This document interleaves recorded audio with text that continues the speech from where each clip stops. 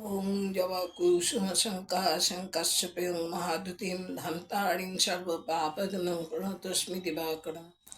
নমস্কার, আজ আমি minor arcana night of pentacles এবং পেজ অফ পেন্টাকেলস সম্পর্কে বলব। প্রথমে নাইট অফ পেন্টাকেল।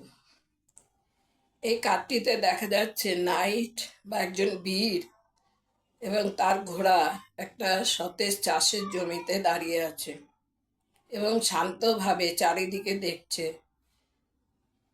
তিনি হচ্ছেন শান্ত, ভদ্র এবং প্রচুর ধৈর্য সহ্য শক্তি তার মধ্যে আছে।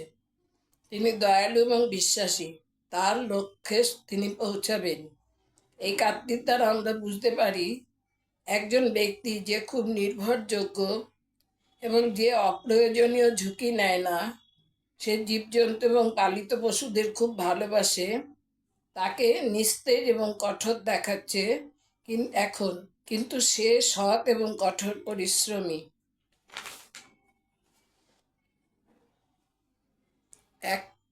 একটা ঘটনার পর পজিটিভ দিক নির্দেশ করে। সে যে কোনো পরিস্থিতি সামলে বেরিয়ে আসতে পারে। দেরিতে কোনো কাজ শেষ হলে তার ফল ভালো হয়। তাই বলা যায় stable and good news about money and wishes will be fulfil. এখানে নাইট যুদ্ধ থেকে ফিরছে, তার ঘোড়ার রং ব্ল্যাক। এটা বোঝায় এমন একজন মানুষ, তার অথরিটি আছে, সেলফ কনফিডেন্স আছে, সে হাইলি পজিটিভ, প্রোটেক্টিভ ডিসিশন নিতে পারে। রিলেশনশিপের ক্ষেত্রে ইমোশন নেই। এরপরে পেজ অফ পেন্টাকেলস।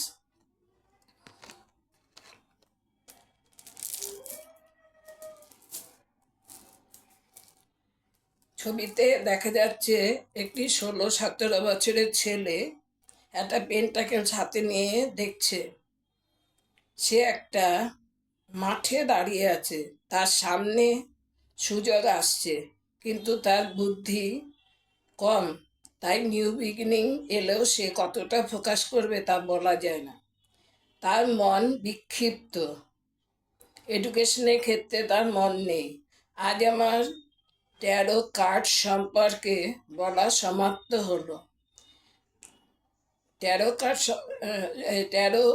ট্যারোর কার্ড হচ্ছে 78টা। আমি 78টা কার্ডই বলেছি। 14th সেঞ্চুরিতে ট্যারো রিডিং ইউরোপে হতো আর কি, গাইডেন্স পারপাসে ইউজ হতো। বাস্তু, কেরিয়ারের ক্ষেত্রে সঠিক পথ কোনটি তা জানার জন্য ব্যবহার হতো। আজ এই পর্যন্ত, কিন্তু আগামীকাল থেকে আমি নতুন বিষয় হাত সম্পর্কে বলা শুরু করব।